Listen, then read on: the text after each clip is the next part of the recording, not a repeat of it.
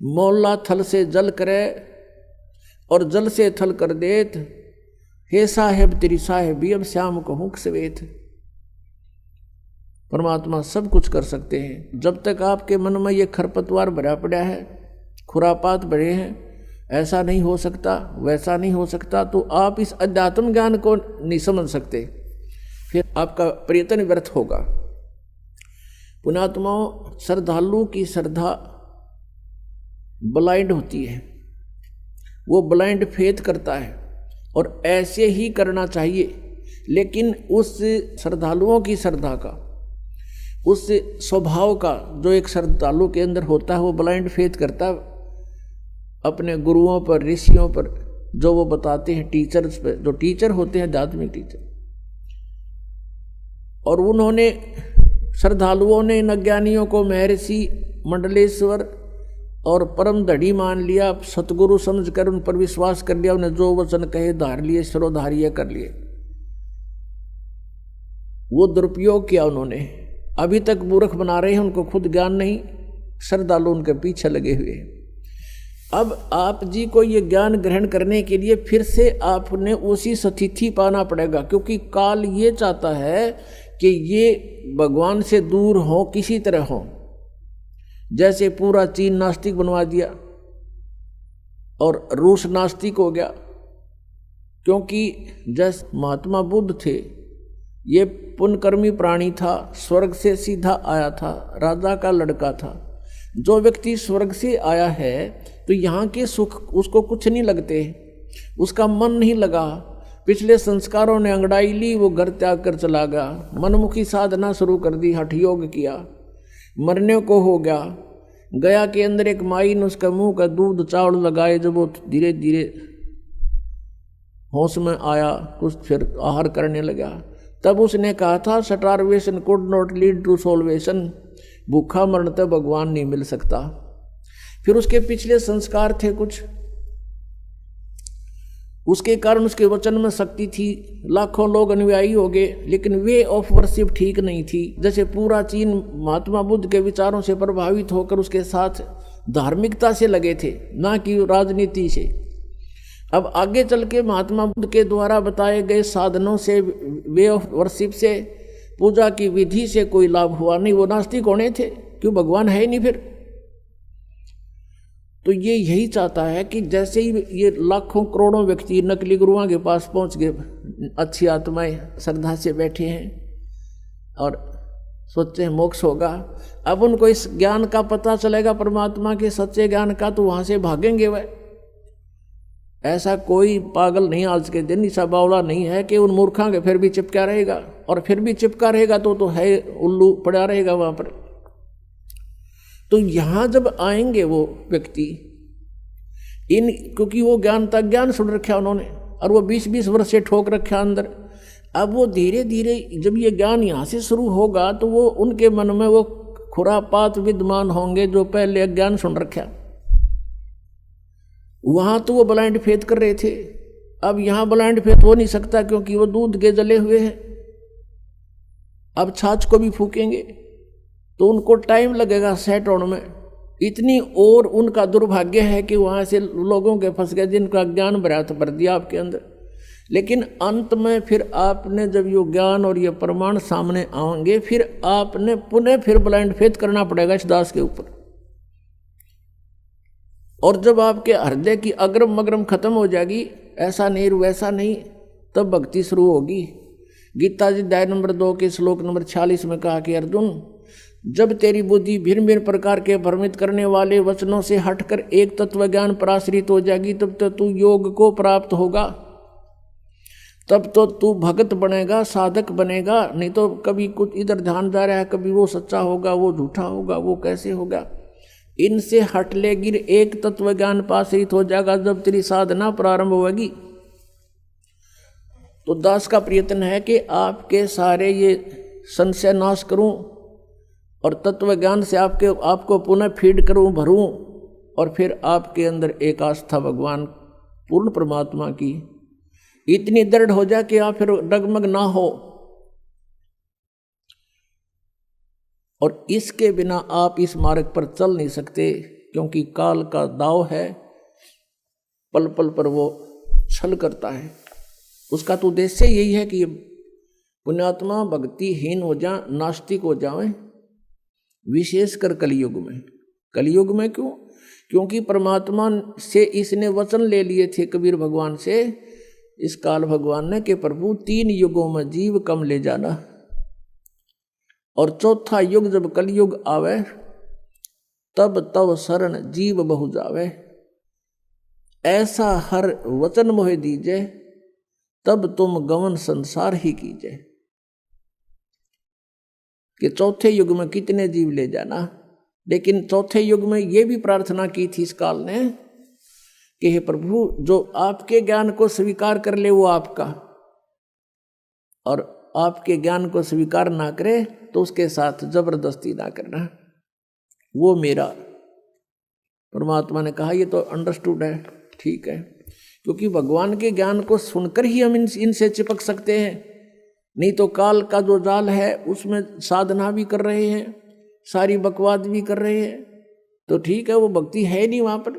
कहते हैं साध सोए जो सीधा चाले, भगत वही होता है साध माने साधक, जो सब बुराइयों से बच गए और यहाँ की सतिथि से परिचित होकर के सही सीधा चले, मर्यादा में रहे, बुराइयों से बच कर चले। संसार के जो चोज हैं, इन चोचलों से बच्चे, नाचना गाना फंड करना डीजे बजाना, ये कोई एक भक्तों के लक्षण है। फिर उनको डर नहीं भगवान का, तो ये काल चाहता है कि ये भक्ति ना करें, नास्तिक हो जा, और ये नाचना गाना डीजे बजाना, ब्याह के ऊपर इतना खड़दू उतार दे। 2 बच्चों का संस्कार जोड़ना, 4 आदमी बैठ के ये कहना भी हम अपनी पुत्री का विवाह आपके पुत्र से करते हैं, ब्याह हो गया, इसका आगे कितना फंड कर लो बता। शादी बच्चों की वचन से हो गया, वचन से पराये होते हैं, वचन से सारी सृष्टि रची हुई है, वचन के ऊपर रहे आदमी खरा तो उसको हर तरह से सुविधाएं प्राप्त होती हैं। और फिर नाचना और गाना और फलाना करना, इतने दान दे दिए, वो तो अपने सिर पर बाहर रखना है, गधा बनना उसका। किसी के पैसे पास था रख के कभी सुखी नहीं हो सकता प्राणी। तो जब तक हमें ज्ञान नहीं है तो हम ये विष खा ही रहे थे। अब पता लग जाएगा कि ये तो बहुत भयंकर काम है। कहते हैं तुमने उस दरगाह का मैल नहीं देखा और धर्मराज के तिल तिल का लेखा, कौन बिराने बाहर न डोवे। फिर जैसे कल आपको कथा सुनाई थी, एक साधु संत बन रहा था, नकली भगत ने उसको प्रार्थना किया भक्ति कर लो हमें सेवा मिल जाएगी संत की, वो उसके चौबारे में रहने लग गया। भगत सेवा करता, वो खा कर सो जाता, कुआड़ बंद करके महात्मा साधना करता है।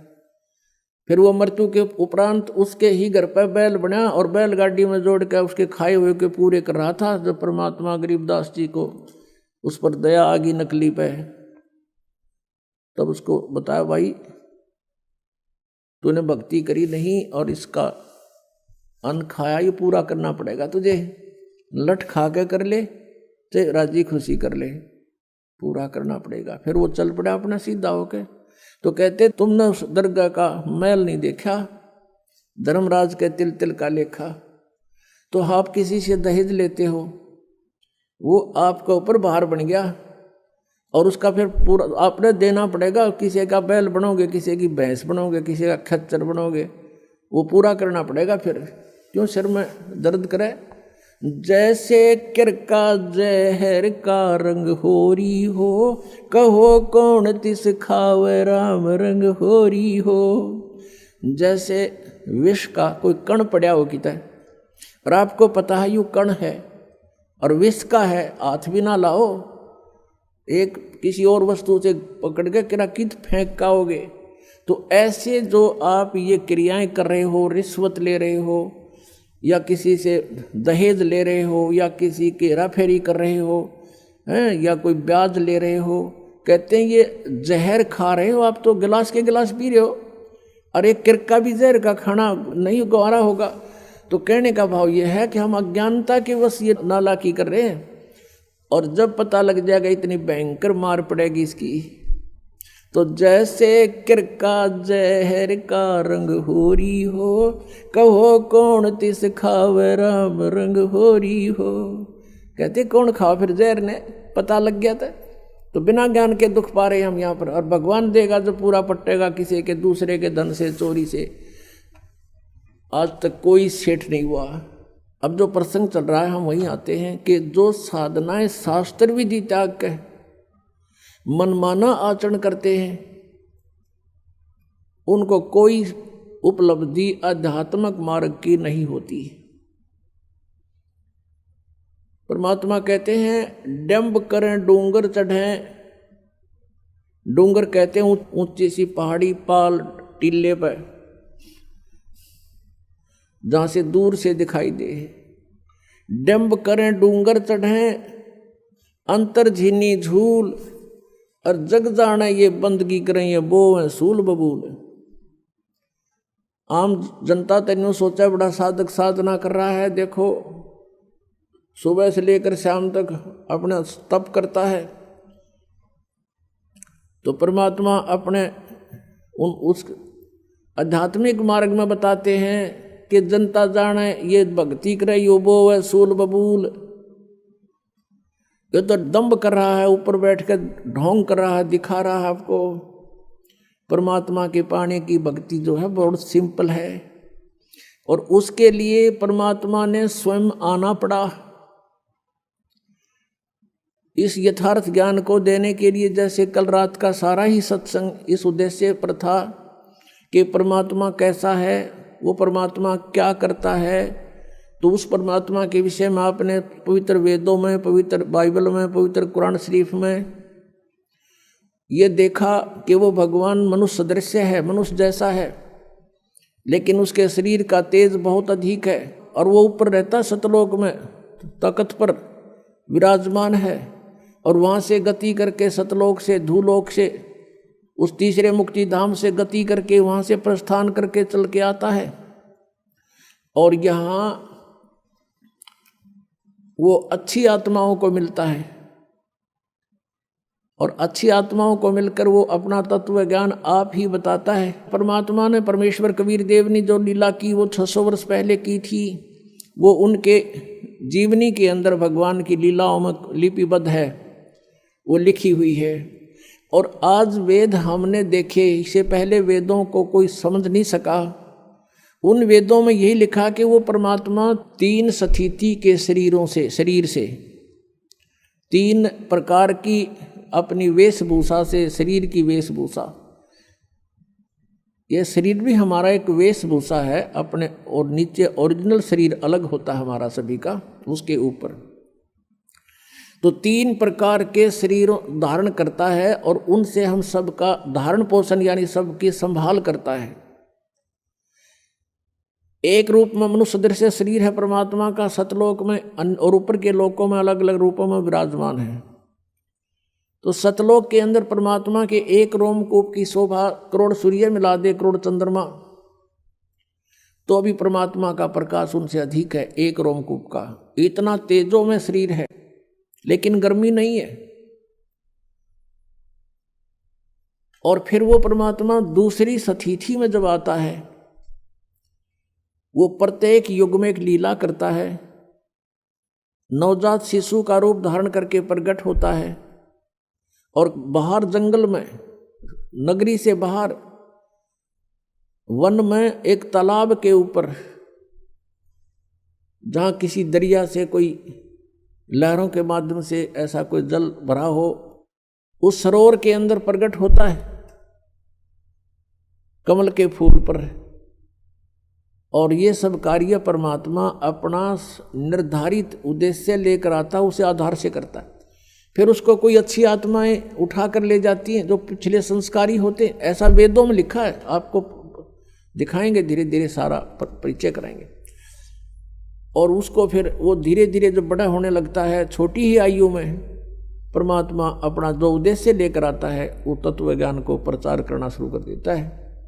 और उस परमात्मा के ज्ञान के सामने बड़े बड़े विद्वान मंडलेश्वर सब फिट्टे मुंह हो जाते हैं, उनको जवाब नहीं आता है। तो इस प्रकार परमात्मा दूसरी प्रकार की जो शरीर से लीला करता है वो शिशु रूप धारण करके आता है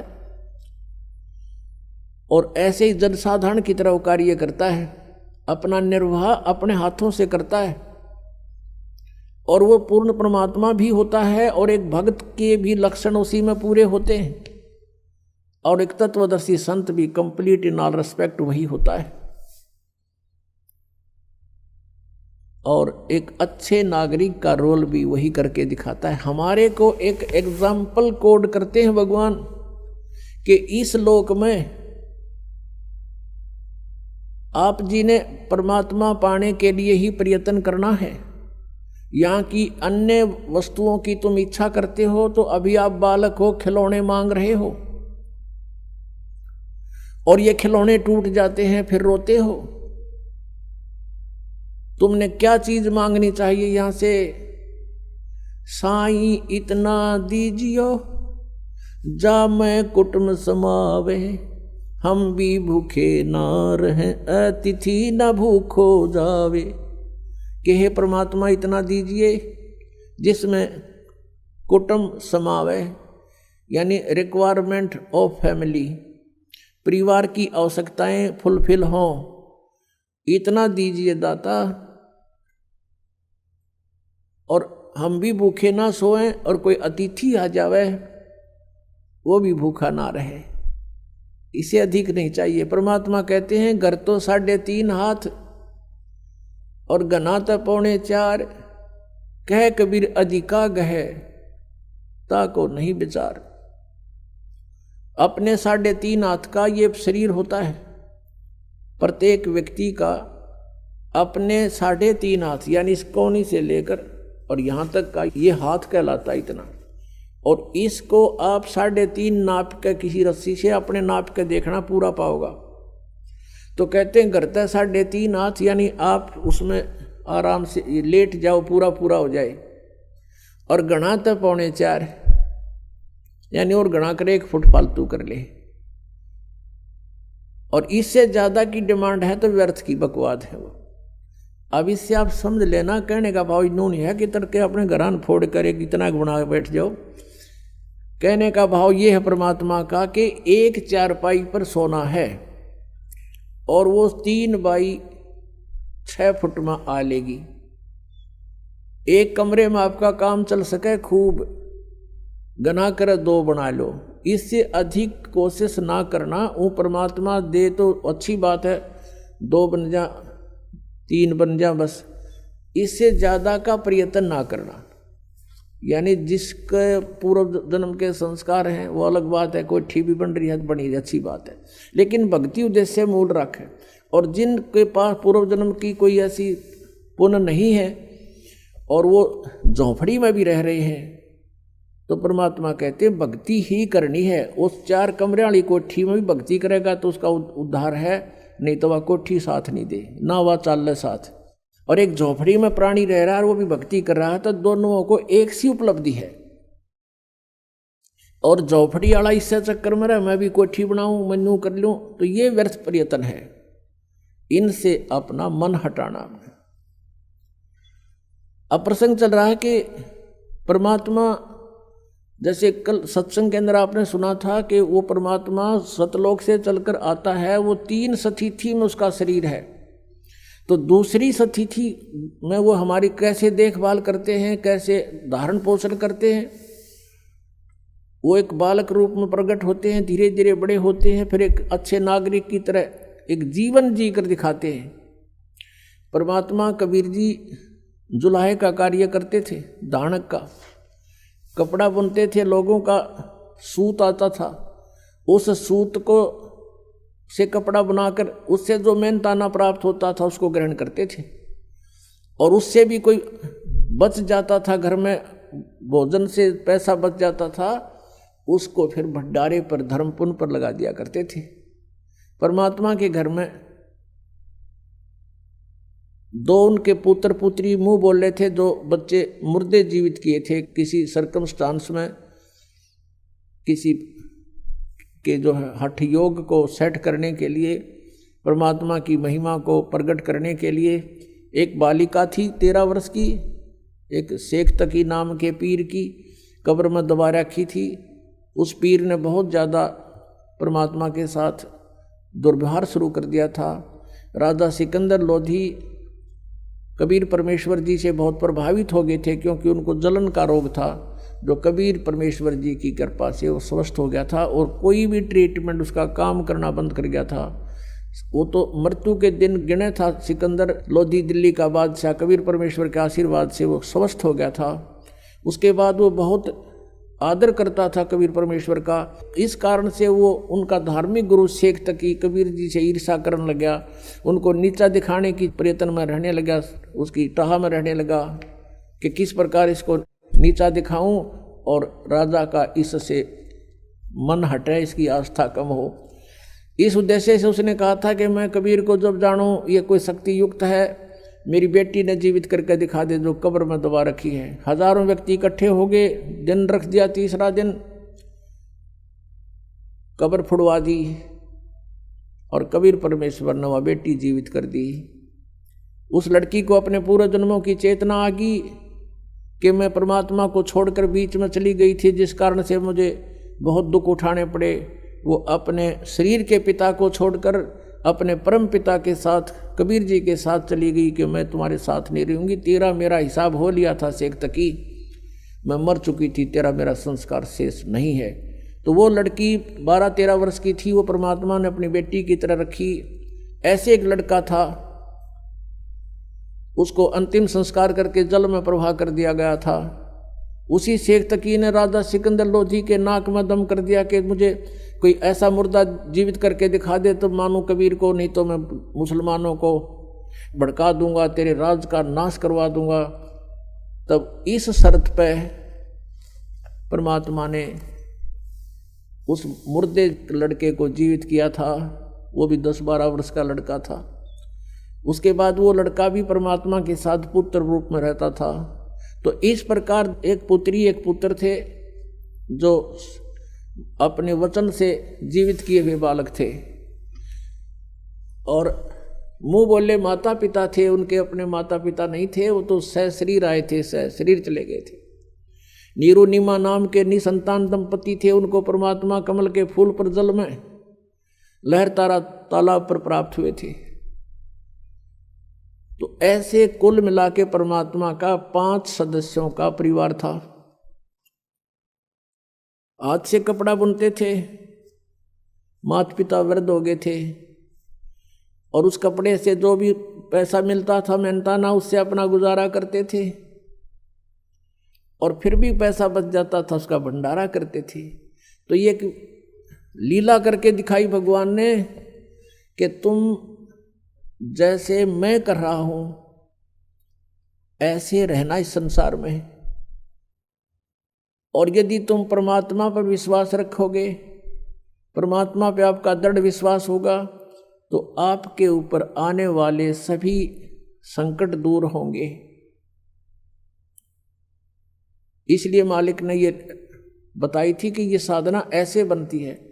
यजुर्वेद अध्याय नंबर 40 के मंत्र 15 में कहा है कि वायु अनिलम अथ इदम अमृतम भस्मांतम शरीरम ओम कर्तु समर किलवे समर कर्तुम समर। ओम नाम का जाप काम करते करते स्मरण करो, विशेष कसक के साथ स्मरण करो, मनुष्य जीवन का मुख्य कर्तव्य जानकर ओम नाम का जाप करो। ये ब्रह्म का साधन, ब्रह्म की भक्ति है। और गीता जी अध्याय नंबर 17 के श्लोक 23 में कहा कि ब्रह्म ने सच्चिदानंद घन ब्रह्म की साधना का ओम तत्सत इति निर्देश है ब्रह्म तिर्विद समर्थ है। उस परमात्मा सच्चिदानंद घन ब्रह्म परम अक्षर ब्रह्म की साधना के 3 मंत्र का जाप है, ओम तत् और सत। ओम तो ब्रह्म का, तत् ये सरपुरुष का सांकेतिक है, वो अलग मंत्र है, और सत ये परम अक्षर ब्रह्म का है, परम अक्षर पुरुष का है। ये मंत्र भी गुप्त है, ये दास दे सकता है, इस पृथ्वी पर किसी को अधिकार नहीं है उस नाम के देने का, ना ही उसको वो से वो परिचित है कोई। और यदि मुझ दास से प्राप्त करके ये मंत्र कोई स्वयंभू संत बनकर किसी को गुमराह करने की चेष्टा करता तो अधिकारी नहीं है, उससे भी आपने बचना है, औरों को भी बचाना है कि ये बिल्कुल झूठ बोल रहा है, नकली पासपोर्ट बना रहा है। और फिर जीवन अंत के समय जब तुम्हारा जीवन अंत होगा तो सतलोक जाने की तैयारी होगी, फिर उस पासपोर्ट की पहचान होगी ऊपर ये अधिकारी था कि नहीं जिसने तुझे नाम दिया। तो जीवन नष्ट हो चुका होगा, फिर कुछ नहीं बात बनेगी, पहले सावधान होना है।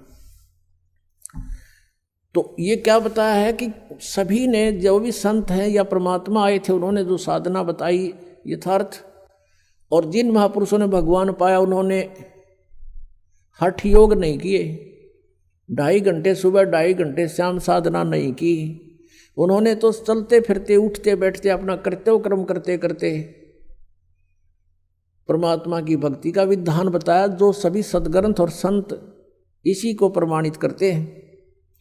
तो इसलिए परमात्मा ने स्वयं आकर के ऐसा जीवन जी कर दिखाया कि ऐसे रहोगे तो मैं तुम्हारे साथ होऊंगा।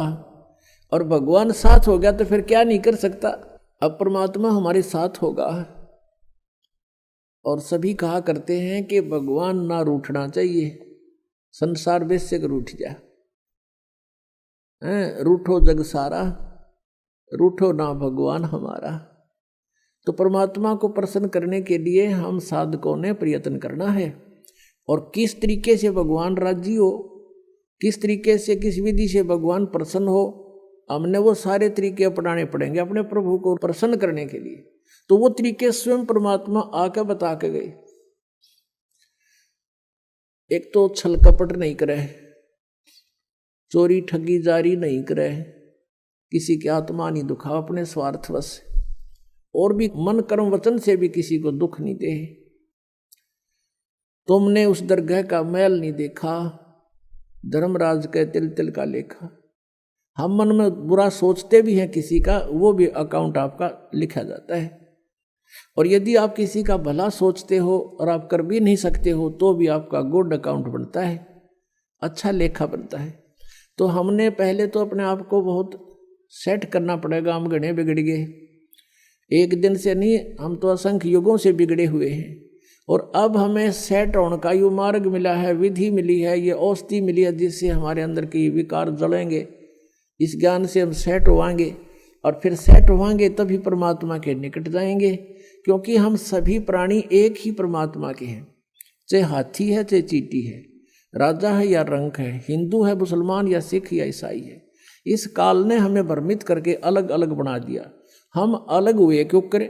क्योंकि हमने भगवान की चाह है, हमने भगवान पाने के लिए ही हम मुसलमान बने, परमात्मा पाने के लिए हम हिंदू बने, भगवान के लिए हम सिख बने, भगवान के लिए हम ईसाई बने, क्योंकि ईसा जी के वचनों का अनुसरण करने वालों को ईसाई कहने लगे।